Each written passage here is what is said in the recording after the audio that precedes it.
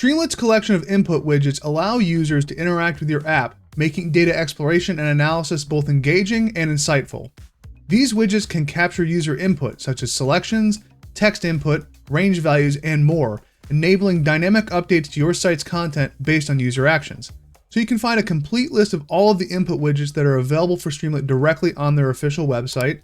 It's also worth noting that this list of widgets may change as new versions of Streamlit are released, and there's a lot of really great and useful widgets here that you commonly see in a lot of user interfaces. So I definitely recommend going through a lot of them and just playing around with them and seeing how they work.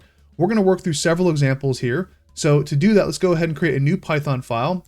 And I'm going to name my Python file using Streamlit input widgets. And we're going to want to go ahead and import Streamlit as st. And I'm going to set my page configuration here to a wide layout so it's easier to see all of my elements. And then let's just go ahead and display a simple header here with the title using Streamlit input widgets. Now, once you have that Python file created, you're going to want to go ahead and start your Streamlit app. So to do that, you want to open up terminal or command prompt and navigate to wherever you have that file saved. And in my case, I have it saved in the desktop. And then you're going to run the command Streamlit run and then the name of your file, which for me is using Streamlit input widgets. Now, when you run this command, it's going to create a local web server in your terminal. So you're going to want to make sure that you keep your terminal open the entire time you want to run your Streamlit app. Once you close the terminal, it will actually shut down the app. And so it should automatically open up your default web browser to this address, but it doesn't. You can go ahead and navigate manually to that local host address that's provided to you right there in terminal.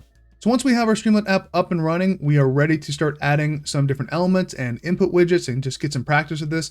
So let's go ahead and build kind of a dummy user registration form just to get some practice using some different input widgets. And so let's explore how to use the text input. We'll use a slider, a checkbox, a radio button, and a regular button. And Streamlit also has a form container element that we can use to group together these items. So let's go ahead and go back to our code. And I'm going to create a variable to hold what's going to be my registration form container. I'm going to set that equal to st.form, which is the form element that's available to us in Streamlit. And we're going to want to just give this a unique name. So we'll call this user registration form. And then let's go ahead and add some different input widgets here. Now, anytime you're accepting input from users, you're going to probably want to store that input in a variable in case you need to reference it later. So I'm going to go ahead and create a variable here to store the user's first name, and then we'll reference that registration form. And then we're going to use this text input widget here. And I'll just give a prompt to the user to enter their first name. And then I'm also going to give a key. So anytime you create a widget in Streamlit, internally it's assigned a key based on its structure. And the based on the structure is the key part, because when you create multiple widgets that have the same structure or are of the same type, it's possible that the widget gets assigned an identical key as another one. And so to avoid errors and issues, there's a key argument where you can just give a unique value for your particular widget. So in this case, I'm going to give it the key value fname. And let's go ahead and create another text input on our registration form. And we'll call this last name. And we will also give it a unique key. That's lname. And then we're just going to go ahead and get some other information from our user, such as maybe a password. And for that, we can also use a text input. And there's actually another argument here that's called type. And if we set type equal to password, what that's going to do is it's actually going to mask the characters like you typically see when you're entering passwords on websites. And we'll give this a key value of password. And assuming we've done everything correct so far, let's go ahead and save this and go back to our Streamlit app here and just refresh the page. And we can see here we now have our first name, last name, and password text inputs here. And right now we're getting an error message that we have not added a button, and it says we need to use this stform submit button function. So we're going to add that here just a bit. Let's add some more input widgets here just to get some practice. So let's try using the slider. And so the slider is really great if you want to get whole number inputs or integer inputs from your user. You can also configure to have other inputs, but typically it's going to be numeric. And by default, it's going to be values from 0 up to 100. So we'll just say registration form and then reference the slider input widget. And we'll give the prompt, what is your current age? And let's also get some information about maybe this is a membership form. So we'll have a variable called level and set that equal to reg form. And for this, we'll have the user select what is their membership level from a list of different values. And anytime you want to give users options, but you only want them to select one, a good input widget to use is going to be a radio button. So we'll say, what is your membership level? And then for a radio button, we're going to want to give a list of options. And so we can just create a Python list, and I'll just create different options here, such as silver, gold, and platinum. We'll go ahead and save that. And you see, anytime we automatically save it here, we have our Streamlit app set to auto run. So it's updating that. So you can now see here's our slider, and here is our different membership levels. And we're still getting that error message that we have to add a button. Let's also add a checkbox here. So we'll create a variable called status, and we will reference the checkbox input widget. And we'll just ask the user, are they an active member or not? And so that will display one checkbox with that prompt. We can see right here, active member. And then let's go ahead and create our submit button. So we'll say submit button and set that equal to our reg form submit button. We'll go ahead and give that button the label submit. Save that, make sure it works. Yep, no errors here. So we now have that submit button, but it doesn't do anything. Now a button is going to have a Boolean value. If it has not been clicked, it's going to be false. And if it's been clicked, it's going to be true. So what we can do here is let's just go ahead and create a condition statement here that says if submit button. And so if it's clicked, that value will be true. So this statement will be true. And let's show some results. And we'll just use a few of these variables like our first name and last name. And to display that message, I'm going to use another element that's available in Streamlit. And that is a status element called stSuccess. And what that'll do is it'll display all of our text with a green background in a small little container. And so we'll just say, welcome. And then I'm going to go ahead and reference the first name. And then I'll add a little space here. And then we'll reference the last name. And so if we run this and go back here, we can type in some text. So we'll say test user and run that. And you'll see here it says welcome test user. So we can add some more here if we want to, such as maybe we say, you are a valued, and then we'll add the membership type here. So we'll say level, and then we'll say member. So welcome, first name, last name, you are a valued level member. Let me go ahead and save that and refresh our page. Come back here and say test user and hit submit. And it says there, welcome test user, you are a valued silver member. So we have our user registration form working very well for us. Now, input widgets in Streamlit are particularly useful for interacting with and filtering data. So to illustrate this, let's go ahead and import a data set into a Pandas DataFrame, and we're going to filter its records using a combination of the selectbox, the multiselect, and the date input widget. And the data set we're going to use is going to contain sales figures for 45 different Walmart stores located across the United States. And so I'll go ahead and include that file in the video description below so you can download, and you'll want to save that to the same location as the Python file you're working with. And each record in the data set includes a weekly sales figure along with information such as if a holiday occurred in that week, the average recorded temperature outside during that week, the average fuel price, the consumer price index. And so there's a lot of different attributes and features that we can show. So to import that data set, we're going to want to start by importing pandas as PD. And if you're not familiar with the pandas data analysis library, I will include a link below to a full video series that I recorded on that topic that you can work through. But we'll import pandas as PD, and then we're going to create a new data frame object, and we'll set that equal to pd.readcsv. And the CSV file is called Walmart sales data.csv. And let's go ahead and display that data frame on our Streamlit app just to get an idea of its contents. So I'm going to create a new subheader here. And I'm going to set that equal to sales records. And then I'll reference the data frame element in Streamlit and then pass in the value of that data frame. Go ahead and save this. And we'll go back here to the Streamlit app and we can now see here all of our data. We can see the store numbers noted, date, weekly sales. We've got this holiday flag column and then the other features listed there.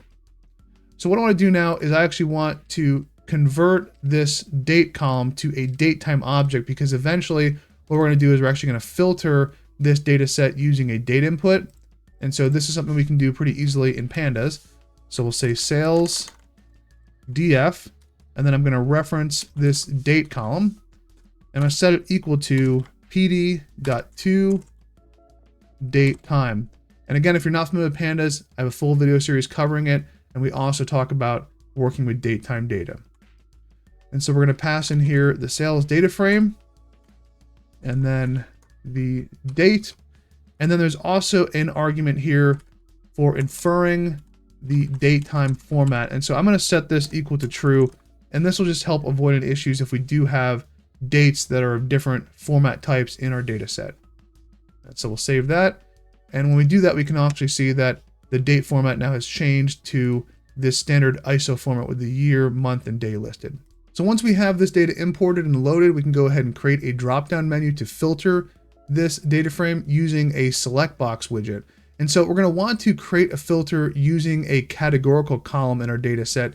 And we have this holiday flag column here that has simply just 0 and 1, which makes it a good candidate for filtering because it has discrete categorical values. So to create a filter, we're going to first need to get a list of unique values of our holiday flag column here, which we can see that it's probably just 0 and 1, but you do want to make sure you actually get a full unique list of that, because we're going to load that list into our select box as the options for the user to select, and then apply the filter to the data frame from there. So what we're going to do here is let's go ahead and I'm going to create another subheader here. So let's copy and paste this. And I'm going to say this is the sales records filtered by holiday. And then we need to create a variable for our holiday options. So we'll say holiday options equals, and then we'll go ahead and reference that data frame sales df. And then I'm going to reference specifically the holiday flag column, which has an underscore there. And then I'm going to call this unique method. And what that's going to do is it's going to create a list of unique values based on what is entered into that column. Next we can do is we need a variable to hold our selection that the user is going to make. So we'll say holiday selection equals st.selectbox. And then we're going to go ahead and give the user a prompt. We'll say holiday week question mark. And we'll give them a little key here that 1 equals yes and 0 equals no. And then we'll go ahead and reference there is an options argument here that we will set equal to our holiday options. And so what that's going to do is it's going to take the unique list of holidays and it's going to put it into our select box as the different options that the user can pick from. So we'll go ahead and save that, just to make sure that we did that right.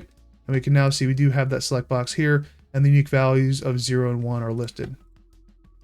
The next thing we want to do here is actually filter out a data frame. So we'll say filtered df select box.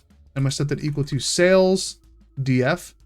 And then inside of this, what I'm going to do is I'm going to reference again the sales data frame and specifically the holiday flag column.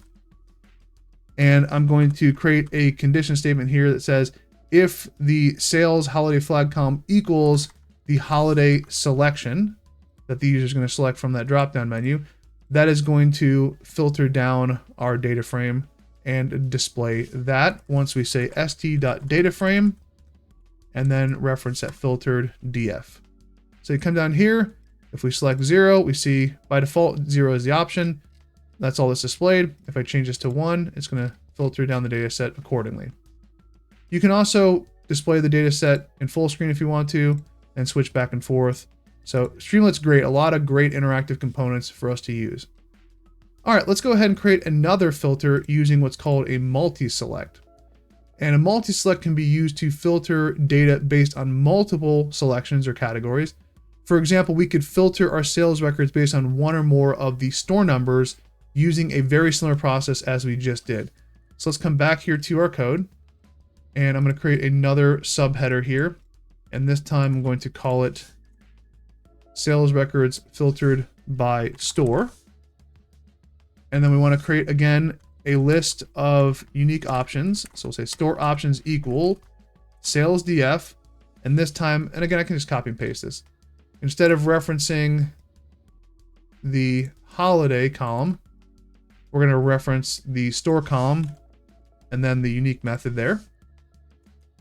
And then we're going to have store selection, which very similar to before. We're going to reference the input widget, which in this case will be a multi-select.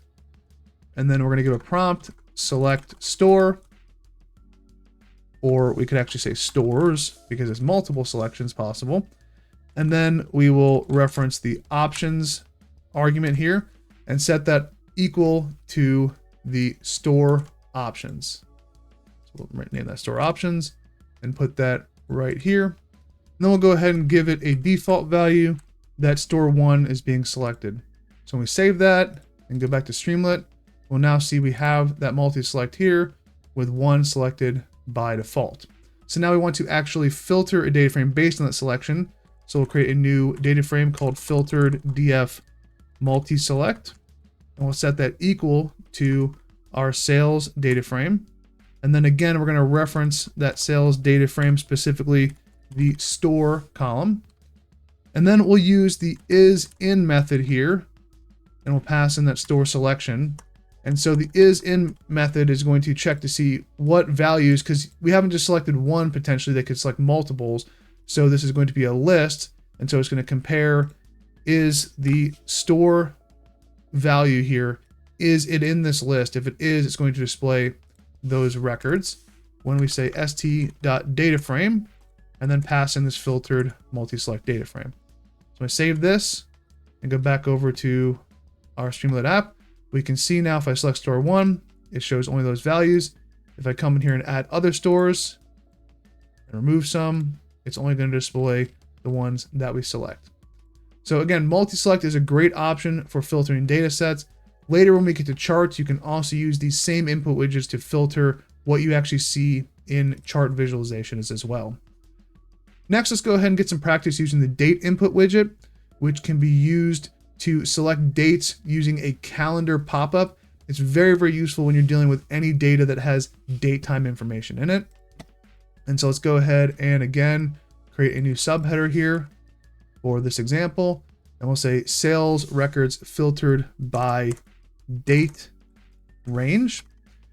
And then what I want to do here is I want to make sure that when you have these date inputs, it's going to pop up a whole calendar and you can select any date on a calendar. But I'm going to want to limit it to only the dates that are actually available in this data set. And so what I can do is I can reference this date column to find the minimum date in the range and the maximum date. And so that'll actually create my barriers, so to speak, on where users can actually select dates. And so let's go ahead and create a variable called min date, and I'm going to set that equal to my sales data frame and that date column. And then I'm going to reference the min function there. And then in a very similar fashion, I'm going to create another variable for max date and just call the max function. And so that will be used then when I actually create my date input widgets. I'm going to tell it that that's going to be the minimum and the max date range to actually display for the users to select. And so let's go ahead and actually set our start date. So we'll say start date equal to that min date, as well as an end date equal to that max. And then I'm going to reassign those. So basically, this is the default values. When the application loads, it's going to show the full date range from the min to the max, meaning the start and the end date. And now I'm going to give users the option to actually change what those start and end dates are. And that's going to be what filters out that data set. So we'll say start date can then equal st.date input. And then we're going to give the prompt select start date to the user. And then the second argument here in the date input is actually going to be what is the default selection. So we'll go ahead and set that to the min date. We could also use the current value of start date, but just to avoid any conflicts, I'm going to set that to the min date we set there. And then we will specify the argument for what's called the min value, which we'll set to the min date. And then we'll also set the max value argument equal to our max date variable. And then we're going to want to do something very similar for end date, where we create another input here. And I'm just going to go ahead and copy and paste this. And I'm just going to change this to select end date. And my default value will be the max date. And the rest of these arguments will stay the same. So if you go ahead and save this and go over to Streamlit, we'll see now that we have these two date input widgets, where our min date, which is the 10th here of January 2010, is automatically selected, and the max date of December 10th, 2012 is also selected here. And so now what we want to do is, just like before, we need to use these selections to filter down the data frame and display it below. Now, anytime you're accepting user input, you need to make sure that the input you're getting actually matches the same data type value that you're going to be filtering on. So to make sure that that's the case, what I'm going to do here is I'm going to say start date equals, and I'm going to go ahead and convert this to a pandas date time, because I know that my date column in my data frame is in this date time format. So I just want to make sure that whatever I'm getting from that input widget is also in the same exact format, because when I go to filter it, I need to make sure that I'm matching up apples to apples. So we're going to say start date equals pd.toDateTime, and we're going to pass in that start date. And then I'm going to do the same thing here for end date. So we'll go ahead and change this to the end date. And that will make sure that we are good to go. So now what we want to do is go ahead and filter our data frame, but I only want to filter it if the user has actually made a selection. So I need to make sure that there is actually a value for start date. So we'll say if start date and end date. And this just means that if they have values, they will be true. And then also I want to make sure they select a valid range. So I want to say start date. If that is less than the end date, then I want to filter it, because obviously if they select a start date that's greater than end date, well, that doesn't make any sense. And so I wouldn't want to filter the data set based on that. And then we want to go ahead and filter our data frame based on the selection. So I'm going to create this filter df date variable, and I'm going to set it equal to my sales data frame. And within this, I'm going to create a condition that is going to check to see if my sales data frame date is greater than or equal to our start date. So that's the first component of this condition. And the second component is if my sales df date column is less than or equal to end date. And that's going to make sure that whatever date range that my users select, this is what's filtering the data frame on and being stored in this new data frame variable. And then we'll just go ahead and add a little header here that says filtered data frame by date range.